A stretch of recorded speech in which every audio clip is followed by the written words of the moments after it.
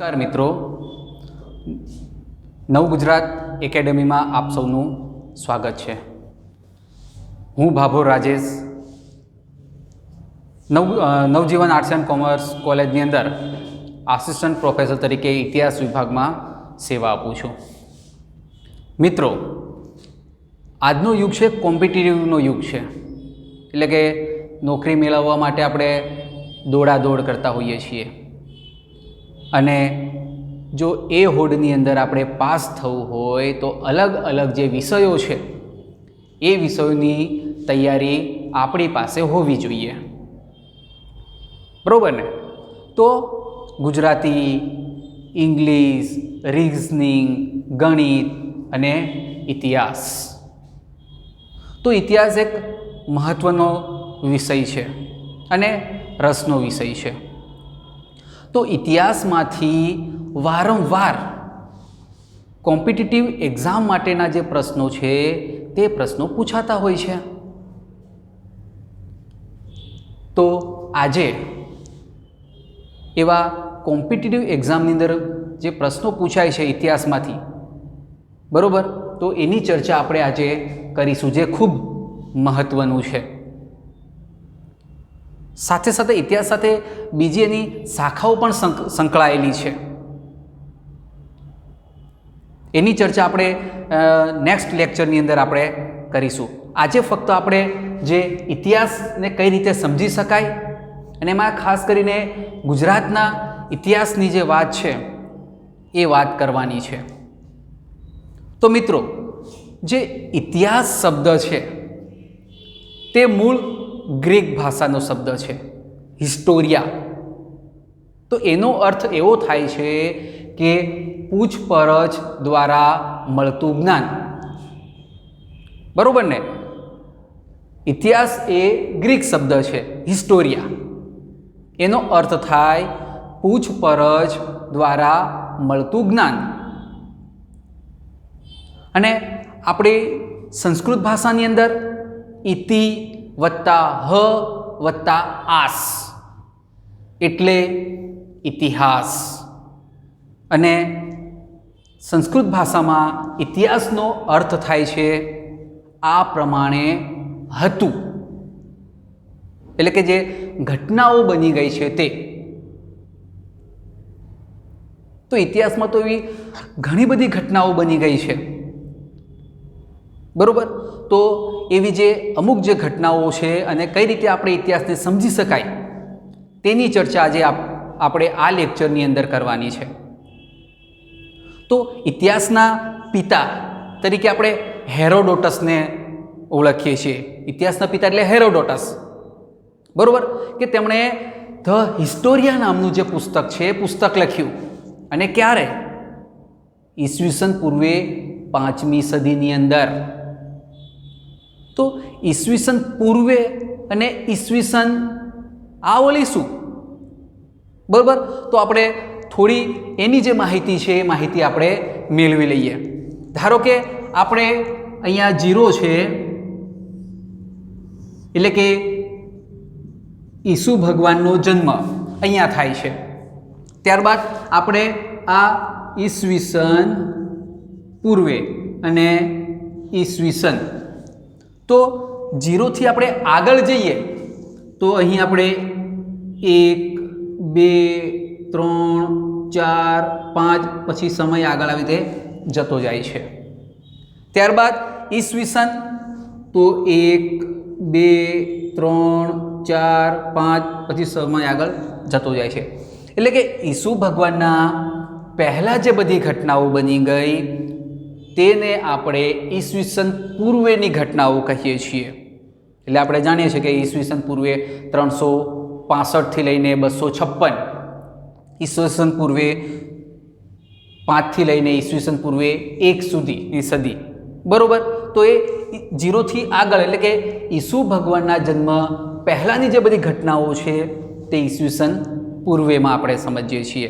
त्यारबाद ईसु भगवानना पछीना जे बनावो बन्या छे ते ईस्वीसननी अंदर आपणे एनी गणतरी करीए छीए।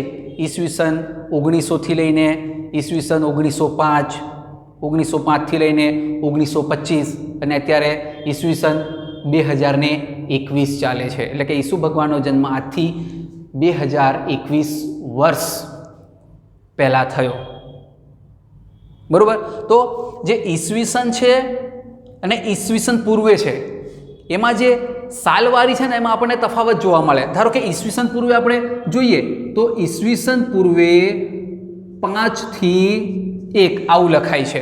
એટલે કે જે મોટી સંખ્યા પહેલાં આવે છે, જ્યારે ઈસવીસનની અંદર ઈસવીસન આ પૂર્વે આવશે મિત્રો. બરાબર. ઈસવીસન 5 થી લઈને 10 આવી રીતે આપણે ઈસવીસનની અંદર લખાય છે. તો કેમ? કારણ કે આપણે ઈસવીસન પૂર્વે જઈએ તો 0 થી 1, 2, 3, 4, 5 આમ નીચેથી આપણે ઉપર ચડતા જઈએ. બરાબર. આમાં ઈસવીસનમાં શું કે એ પણ નીચેથી આગળ વધીએ છીએ એમ. આપણે ઓલું આમાં ઉપર ચઢે લાગે ને આમાં નીચે ઉતરીએ એવું આપણે કહી શકાય. એટલે કે આ રીતે ઈસવીસન પૂર્વે અને ઈસવીસનના બનાવ આપણે આ રીતે સમજી શકીએ છીએ. બરાબર. તો આપણે આ ઈસવીસન પૂર્વે જે ગ્રંથ લખ્યો ધ હિસ્ટોરિયા, બરાબર, એ હેરોડોટસે લખ્યો હતો. બરાબર. અને ભારતના ઇતિહાસના પિતા તરીકે મેગેસ્થનીસને ઓળખવામાં આવે છે અને તેઓએ પણ પુસ્તક લખ્યું છે. બરાબર. તો એમના પુસ્તકની આપણે વાત કરીએ તો ઇન્ડિકા છે. તેઓએ ઇન્ડિકા નામનું જે પુસ્તક છે એ પુસ્તક લખ્યું છે. તો આપણે આ ઇતિહાસ શબ્દ ક્યાંથી આવ્યો, એનો અર્થ કેવી રીતે થાય છે, ત્યારબાદ ઇતિહાસના પિતા તરીકે કોને ઓળખવામાં આવે છે, ભારતના ઇતિહાસના પિતા તરીકે કોને ઓળખવામાં આવે છે, તેની ચર્ચા આપણે કરી લીધી. હવે મૂળ આપણે ઇતિહાસ તરફ આવીએ. જો આપણે ઇતિહાસને સમજવો હોય તો ઇતિહાસના આપણે 3 ભાગ પાડવા પડે તો આપણે ઇતિહાસને સમજી શકીએ. પહેલું પ્રાચીન ઇતિહાસ, બીજું મધ્યકાલીન ઇતિહાસ અને ત્રીજું આધુનિક ઇતિહાસ. તો આમ 3 ભાગ પાડીએ તો આપણે ઇતિહાસને સરળતાથી સમજી શકીએ છીએ. અને પ્રાચીન ઇતિહાસને સમજવો હોય તો પણ આપણે એના 3 ભાગ પાડવાના છે. પ્રાગૈતિહાસિક કાળ, આદ્ય ઐતિહાસિક કાળ અને ઐતિહાસિક કાળ. બરાબર. તો હવે આપણે જે પ્રાચીન ઇતિહાસના 3 ભાગ છે તો એ 3 ભાગ વિશે મહત્ત્વની જે બાબતો છે એ બાબતો આપણે સમજી લઈએ.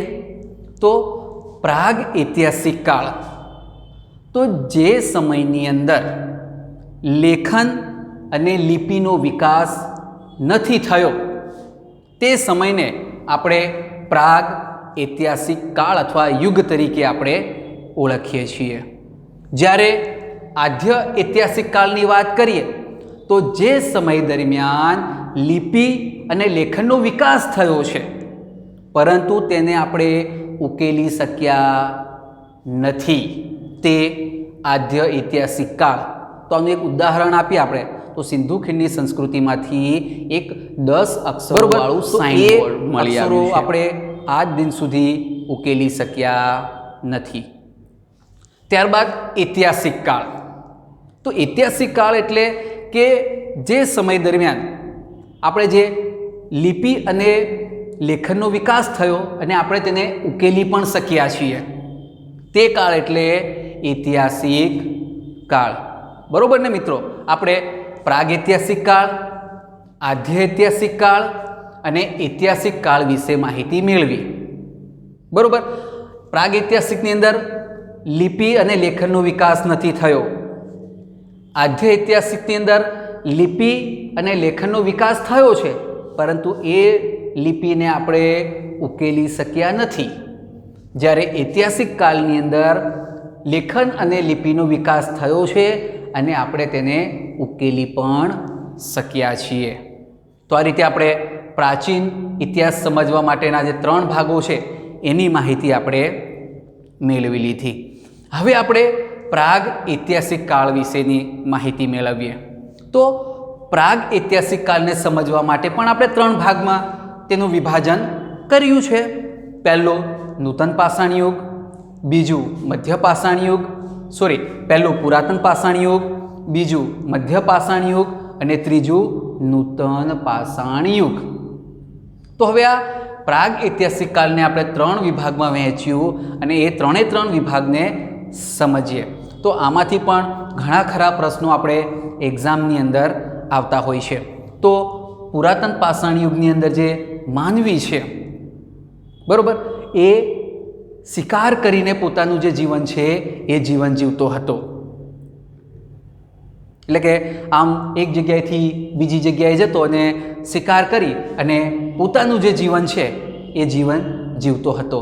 અને આ પુરાતન પાષાણ યુગની અંદર જ અગ્નિની પણ શોધ થઈ કે પથ્થરના જે ઓજારો બનાવતો હશે માનવી અને 2 પથ્થરો અથડાયા અને અગ્નિ પ્રગટી. એટલે કે પુરાતન પાષાણ યુગની અંદર અગ્નિની શોધ થઈ અને અગ્નિની શોધ થતાં માનવી જે પહેલાં કાચું માંસ ખાતો હતો તે હવે શેકીને ખાવા લાગ્યો. પછી મધ્ય પાષાણ યુગની વાત કરીએ તો જે માનવી જે શિકારી જીવન જીવતો હતો, પ્રાણીઓનું જે શિકાર કરતો હતો, તે હવે પશુઓને પાળવા લાગ્યો. તે મધ્ય પાષાણ યુગમાં. ત્યારબાદ વલ્કલનો ઉપયોગ કરતો હતો, એટલે કે જે ઝાડના પાન અને છાલના વસ્ત્રો બનાવીને પહેરતો હતો, તેને આપણે વલ્કલ કહીએ છીએ. તો મધ્ય પાષાણ યુગની અંદર પશુપાલન કરતો થયો અને વલ્કલના વસ્ત્રો પહેરતો થયો. તો પશુપાલન શબ્દ આવ્યો તો આપણે વાત કરીએ કે માનવીએ સૌ પ્રથમ જો પાલતુ પ્રાણી પાળ્યું હોય તો કૂતરો, બરાબર. તો આપણે પશુપાલન અને વલ્કલ વિશે આપણે સમજી ગયા.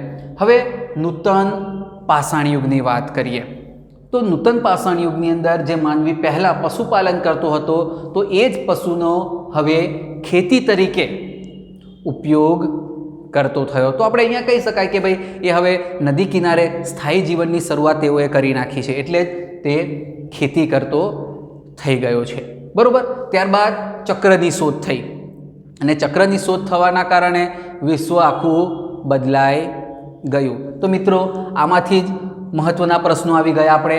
તો કયા યુગની અંદર માનવી શિકારી જીવન જીવતો હતો? તો પુરાતન પાષાણ યુગની અંદર. અગ્નિની શોધ કયા યુગની અંદર થઈ? તો પુરાતન પાષાણ યુગની અંદર.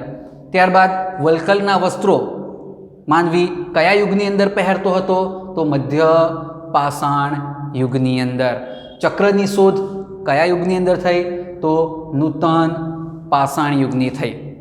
તો આ મહત્ત્વના પ્રશ્નોનો સમાવેશ આપણે આની અંદર થઈ ગયો મિત્રો.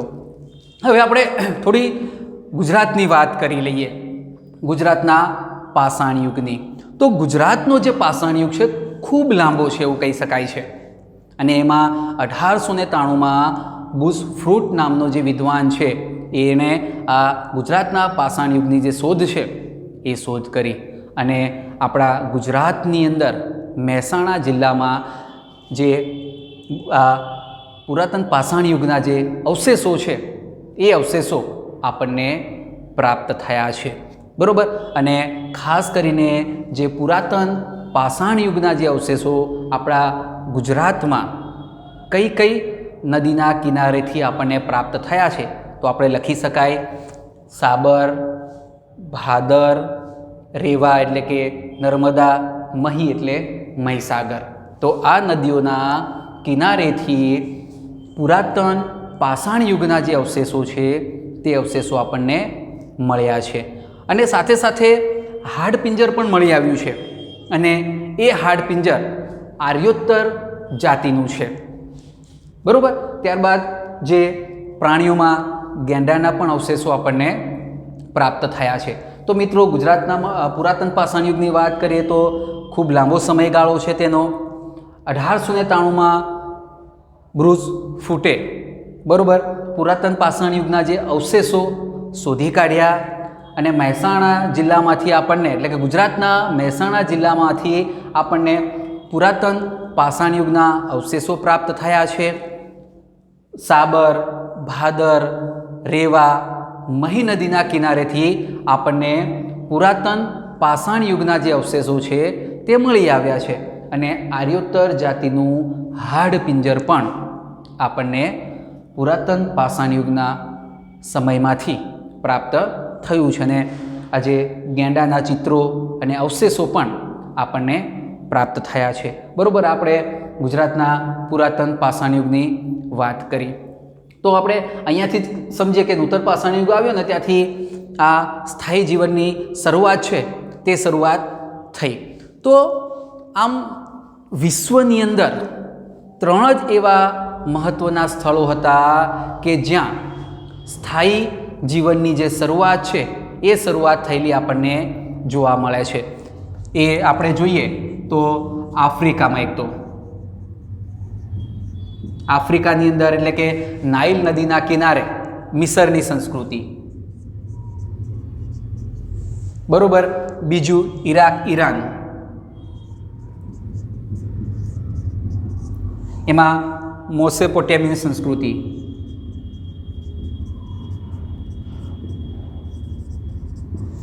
અને ત્રીજું કે આપણે ભારત, પાકિસ્તાન ને અફઘાનિસ્તાન, એમાં સિંધુ ખીણની સંસ્કૃતિ.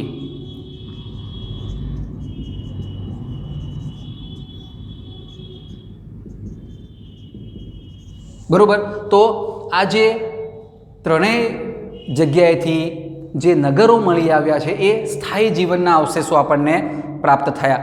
તો આના સિવાય કે એવું નથી કે દુનિયામાં બધી જગ્યાએ સ્થાયી જીવન હતું.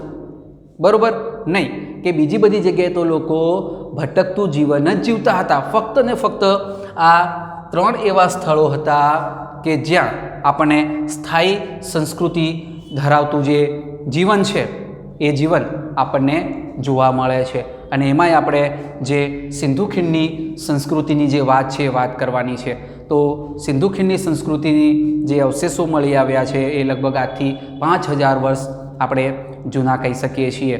અને જે દ્રવિડ પ્રજા, બરાબર, દ્રવિડ એટલે કે હાલમાં આપણે જે દક્ષિણ ભારતની અંદર જોવા મળે છે તે જ્યારે આર્યોનું આક્રમણ થયું ત્યારે દ્રવિડો ખસીને દક્ષિણ તરફ જતા રહ્યા, જેમની ભાષા આપણે કન્નડ, મલયાલમ, તેલુગુ, બરાબર, આ બધી દ્રવિડિયન ભાષા છે.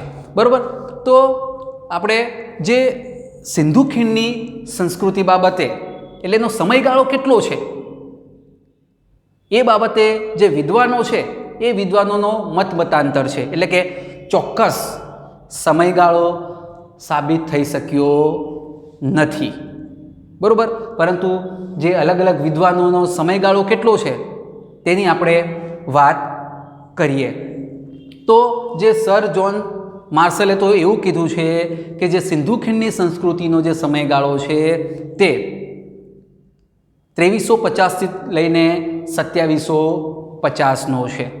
2350થી લઈને 2750નો છે. જ્યારે કાર્બન ડેટિંગ પદ્ધતિના માધ્યમ થકી સિંધુ ખીણની સંસ્કૃતિનો જે સમયગાળો છે તે ઈસવીસન પૂર્વે 2350થી લઈને 2750નો છે. પરંતુ મિત્રો 2014માં ડેક્કન યુનિવર્સિટીના પ્રોફેસર ડૉક્ટર સિંધે ભારત સરકાર પાસે ફરીથી સિંધુ ખીણની સંસ્કૃતિના સ્થળોનું ઉત્ખનન કરવા માટે પરવાનગી માંગી અને સરકારે પરવાનગી પણ આપી. ત્યારબાદ એમણે જે રાખી ગઢીમાંથી જે સંશોધન કર્યું અને એમાંથી જે અવશેષો પ્રાપ્ત થયા, બરાબર, તો એ અવશેષોમાં જ્યારે કાર્બન ડેટિંગ પદ્ધતિથી જ્યારે તપાસવામાં આવ્યું ત્યારે તેનો સમયગાળો 3250થી લઈને 1750નો નક્કી કરવામાં આવ્યો. એટલે કે આપણે 2014 પહેલાં અલગ અલગ મતમતાંતરો આપણે જાણી ગયા, પરંતુ 2014 બાદ 3250થી લઈને 1750નો સમયગાળો એટલે કે ઈસવીસન પૂર્વે 3250થી લઈને ઈસવીસન પૂર્વે 1750નો સમયગાળો. બરાબર, તો જે સિંધુ ખીણની સંસ્કૃતિ છે તે સપ્તસિંધુ વિસ્તારમાં પાંગરી. તો સપ્તસિંધુ એટલે કે સિંધુ અને એની 6 બહેનપણીઓ, સિંધુ નદી અને એની 6 બહેનપણીઓ, જેમ કે રાવી, બિયાસ, ચિનાબ, સતલુજ, સિંધુ અને સરસ્વતી. થઈ ગઈ ને 7. તો એ સપ્તસિંધુમાં પાંગરી એવું કહીએ છીએ. બરોબર. તો અત્યારે આપણે એને ષષ્ઠ સિંધુ પણ કહીએ છીએ. કેમ? કારણ કે સરસ્વતી નદી છે એ આપણને જોવા મળતી નથી. તો સરસ્વતી નદીની પણ આપણે આ થોડી બાબત પછી આપણે એની ચર્ચા કરીશું. તો આમ સપ્તસિંધુમાં સિંધુ ખીણની સંસ્કૃતિ પાંગરી છે. બરોબર. તો સિંધુ ખીણની સંસ્કૃતિની સમકાલીન સંસ્કૃતિની પણ આપણે વાત કર્યા. એક તો મિસરની સંસ્કૃતિ, મેસોપોટેમિયાની સંસ્કૃતિ, એ સિંધુ ખીણની સંસ્કૃતિની સમકાલીન સંસ્કૃતિ તરીકે તેઓને ઓળખવામાં આવે છે. અને જે સિંધુ ખીણની સંસ્કૃતિ છે ને તે મિસર અને મેસોપોટેમિયાની સંસ્કૃતિ કરતાં 16 ગણી મોટી છે. જ્યારે ફક્ત ને ફક્ત મિસરની સંસ્કૃતિ કરતાં 20 ગણી મોટી આપણી સિંધુ ખીણની સંસ્કૃતિ છે. બરોબર. તો આ રીતે સમકાલીન સંસ્કૃતિ, મિસર અને મેસોપોટેમિયાની સંસ્કૃતિ. તો હવે આપણે થોડું આ સિંધુ ખીણની સંસ્કૃતિ વિશેની જે ચર્ચા છે એ ચર્ચા આપણે કરી લઈએ. તો આપણો ભારત દેશ છે.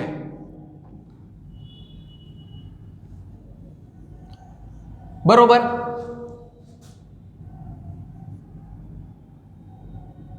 આ આપણે અફઘાનિસ્તાન, પાકિસ્તાન અને ભારત. બરોબર મિત્રો. તો આપણે જમ્મુ કાશ્મીર, મહારાષ્ટ્ર અને અહીંયા પાકિસ્તાનની અંદર. તો આ રીતે બરોબર જે સિંધુ ખીણની સંસ્કૃતિ છે આ રીતે ત્રિકોણ આકારમાં એનો જે વિકાસ છે એ વિકાસ થયો છે. એટલે કે જે સિંધુ ખીણની સંસ્કૃતિની જ્યારે શોધખોળ થઈ ત્યારે લગભગ એનો જે વિસ્તાર છે 12,99,600 કિલોમીટરનો હતો. પહેલાંની વાત કરું છું, પણ હાલની અંદર 20 લાખ કિલોમીટરનો વિસ્તાર સિંધુ ખીણની સંસ્કૃતિ ધરાવે છે. એટલે કે ઉત્તરથી લઈને દક્ષિણની અંદર આપણે 1400 કિલોમીટર અને પૂર્વથી લઈને પશ્ચિમની અંદર 1600 કિલોમીટરનો વિસ્તાર સિંધુ ખીણની સંસ્કૃતિ ધરાવે છે. બરોબર. આપણે તો આની અંદરથી જ આપણને ઘણા બધા પ્રશ્નો મળી ગયા. તો જે અવશેષો છે એ લગભગ 5000 વર્ષ જૂના છે. ત્યારબાદ દ્રવિડ પ્રજા દ્વારા એનું નિર્માણ થયું. વિદ્વાનોના મતે અલગ અલગ પ્રકારના મતાંતરો આપણને જોવા મળે છે. પછી સપ્તસિંધુમાં સિંધુ ખીણની સંસ્કૃતિનો વિકાસ થયો. તેની સમકાલીન સંસ્કૃતિ વિશે પણ આપણે ચર્ચા કરી ગયા. બરોબર. હવે એની શોધની વાત કરીએ કે સિંધુ ખીણની સંસ્કૃતિની શોધ કઈ રીતે થઈ. તો સૌથી પહેલાં 1826માં ચાર્લ્સ મેસન નામનો એક અંગ્રેજ વિદ્વાન પંજાબની અંદર ફરવા આવ્યો હતો અને તેનું ધ્યાન આ હડપ્પાના ઢગલા ઉપર ગયું. પછી એને થોડું ઘણું આમ તપાસ્યું. બરોબર. પણ પછી ત્યાં જ આપણી આ સંસ્કૃતિ દબાઈ ગઈ. પછી ફરીથી 1853ની અંદર જે આધુનિક ભારતના પિતા કહીએ છીએ આપણે ડેલહાઉસી, તો એ ડેલહાઉસીના સમયકાળ દરમિયાન જે કરાચી અને લાહોર વચ્ચે રેલવે લાઇન નખાતી હતી અને જ્યારે રેલવે લાઇન નખાતી હતી ત્યારે મજૂરો છે એ પાટા નાખવા માટે ખોદકામ કરતા હતા અને ખોદકામ દ્વારા ઘણા બધા ઈંટો છે પછી વાસણો ને બધું મળ્યું, પણ એ લોકો આમથી આમ ફેંકી દેતા હતા. તો એલેક્ઝાન્ડર કેનિંગહામનું ધ્યાન એ અવશેષો ઉપર ગયું અને એને જોયું તો કે આ તો પ્રાચીન સમયના જે અવશેષો છે. તો એલેક્ઝાન્ડર કેનિંગહામે ડેલહાઉસીને વાત કરી કે દોસ્ત, અહીંયાથી તો કે અવશેષો મળ્યા છે કે જૂની સંસ્કૃતિના, આપણે તપાસવું જોઈએ. પરંતુ ડેલહાઉસીએ કોઈ જ પ્રકારનો રિપ્લાય આપ્યો નહીં. તો અંગ્રેજોને તો જે ભારતના ભોગે ઇંગ્લેન્ડને સમૃદ્ધ કરવામાં જ રસ હતો, ભારતનો ઇતિહાસ જાણવામાં કોઈ જ રસ હતો નહીં. બરાબર. હવે જે સિંધુ ખીણની સંસ્કૃતિ જે મળતા મળતા ફરીથી દબાઈ ગઈ. ત્યારબાદ 1861ની અંદર પુરાતત્વ ખાતાની જે રચના છે એ કેનિંગહામે કરી. બરાબર. અને કેનિંગહામે જ્યારે રચના કરી ત્યારબાદ તેણે જે આ ટેકરો મળી આવ્યો હતો એ ટેકરાનો આખો એક અહેવાલ તૈયાર કર્યો. જે અવશેષો મળી આવ્યા હતા એ અવશેષોનો અહેવાલ તૈયાર કર્યો અને એ અહેવાલ તૈયાર કરીને 1872માં લંડનની અંદર આવેલી રોયલ સોસાયટીને તે અહેવાલ રિપોર્ટ મોકલાવી આપ્યો. અને રોયલ સોસાયટીએ એ અહેવાલનું શું કર્યું કે તિજોરીની અંદર પેક કરી દીધો. કોઈ જ પ્રકારનું ધ્યાન એ રિપોર્ટ તરફ આપ્યું નહીં. તો આ રોયલ સોસાયટી શું છે? તો કે ઇતિહાસ જાણવા માટેની એક સંસ્થા હતી. બરાબર. જે આ લંડનની અંદર કામ કરતી હતી. ત્યારબાદ 1912માં જે એફ ફિલ્ડ નામનો જે એક અંગ્રેજ અધિકારી છે તે આ હડપ્પા સ્થળોની તપાસ કરવા માટે આવ્યો. અને જે એફ ફિલ્ડ હતો એ રોયલ સોસાયટીનો એક સભ્ય જ હતો. એટલે તેને રસ જાગ્યો અને આ જે સિંધુ ખીણની સંસ્કૃતિના જે આપણા સ્થળો છે, હડપ્પા સ્થળ છે, એની તપાસ કરવા માટે આવ્યો. અને તેને પણ એટલે કે જે એફ ફિલ્ડે પણ રોયલ સોસાયટીને પોતાનો જે અહેવાલ છે એ અહેવાલ મોકલાવ્યો અને લંડનની અંદર એ અહેવાલ છપાયો પણ હતો. ત્યારબાદ 1921માં સર જ્હોન માર્શલ આવ્યા. બરાબર. અને તેમણે આ સિંધુ ખીણના જે સ્થળો છે તે સ્થળોની તપાસ કરાવી અને ખોદકામ કરાવ્યું. અને આમ આપણને જે હડપ્પા છે તે સૌથી પહેલાં સ્થળ આપણને સિંધુ ખીણની સંસ્કૃતિનું 1921ની અંદર પ્રાપ્ત થયું. અને 1922ની અંદર આપણે મોહનજોદડોનું જે સ્થળ છે એ સ્થળ પ્રાપ્ત થયું. બરાબર મિત્રો. તો આમાં જે સિંધુ ખીણની સંસ્કૃતિની જે શોધ થઈ એમાંથી પણ આપણને ઘણા ખરા જે પ્રશ્નો છે આપણને પ્રાપ્ત થઈ ગયા. તો સૌથી પહેલાં 1826માં ચાર્લ્સ મેસને એ ટેકરા તરફ ધ્યાન દોર્યું. પછી 1853માં જ્યારે રેલવે લાઇન નખાતી હતી ત્યારે એ સ્થળો મળી આવ્યા. 1861ની અંદર પુરાતત્વ ખાતાની રચના કરવામાં આવી. 1872માં રોયલ સોસાયટી જે લંડનમાં આવેલી છે તેને આપણા પુરાતન સ્થળોનો અહેવાલ આપવામાં આવ્યો. 1812માં જે એફ ફિલ્ડ જે આપણા જૂના સ્થળોની તપાસ માટે ભારત આવ્યો. અને 1921માં સર જ્હોન માર્શલે જે આપણા જૂના સ્થળો છે, નગરો છે તે શોધી કાઢ્યા. બરાબર મિત્રો. તો આપણે આ સિંધુ ખીણની સંસ્કૃતિની આપણે વાત કરી કઈ રીતે શોધાયું. હવે આપણે ગુજરાતનું એક એવું સ્થળ છે જે લોથલ, એના વિશેની જે ચર્ચા છે એ ચર્ચા આપણે કરીશું. તો જે લોથલ છે તે અમદાવાદ જિલ્લાના ધોળકા તાલુકાના સરગવલ ગામમાં આ જે લોથલ છે એ લોથલ આવેલું છે. અને અમદાવાદથી 80 કિલોમીટર દૂર અને ખંભાતના અખાતથી 18 કિલોમીટર દૂર આ લોથલ આવેલું છે. તો જે લોથલ છે એ લોથલમાંથી પણ આપણને અલગ અલગ પ્રકારના જે અવશેષો છે એ અવશેષો આપણને પ્રાપ્ત થયા છે. બરાબર. તો જે લોથલમાંથી આપણને જોઈએ તો એક મણકા બનાવવાની ફેક્ટરી મળી આવી છે. તો મણકા એટલે મોતી, પથ્થર અને માટીના બનાવવામાં આવતા હતા. તો લોથલ કરતાં મોટી ફેક્ટરી ચાન્હુ દડોમાંથી પ્રાપ્ત થઈ છે. ત્યારબાદ લોથલમાંથી હાથીદાંતની પટ્ટી એટલે કે ફૂટ પટ્ટી પણ પ્રાપ્ત થઈ છે.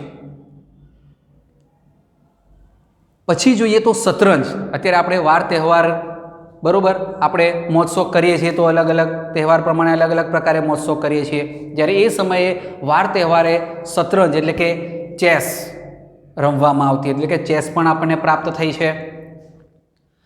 ત્યારબાદ એક મમી, જે ઇજિપ્તની અંદર આપણે જોઈએ કે મૃત્યુ પામે, જે મિસરની સંસ્કૃતિની અંદરથી મૃત્યુ પામે તો એને શું, જે મૃતદેહ હોય એને પાટા બાંધી અને એક લાકડાનું જે તંબુલ હોય અંદર પૂરી દેવામાં આવે.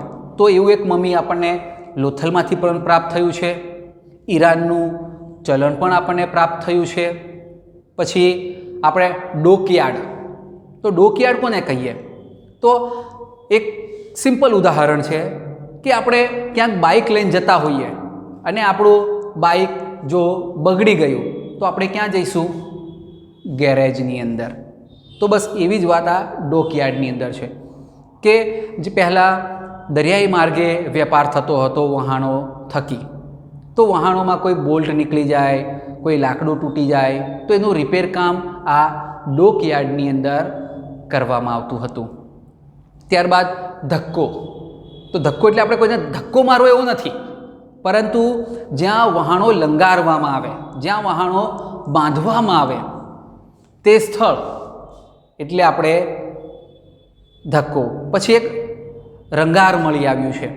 રંગાર એટલે કે કપડાં રંગવા માટેનું મોટું કુંડ. તો આપણે જો કહીએ જે સુતરાઉ કાપડ છે એનો વેપાર છેક આપણે આ મિસર સુધી થતો હતો, તો એ કપડાં રંગવા માટેનું રંગાર મળી આવ્યું છે. ત્યારબાદ અગ્નિકુંડ, તો એવું કહી શકાય કે જે લોથલના લોકો હોમ હવન કરવા માટે આ અગ્નિકુંડનો જે ઉપયોગ છે તે ઉપયોગ કરતા હતા. બરાબર મિત્રો, આ આપણે ઇતિહાસની જે થોડી ઘણી જે ચર્ચા છે એ ચર્ચા આપણે કરી ચૂક્યા, અને આપ સૌનો આભાર.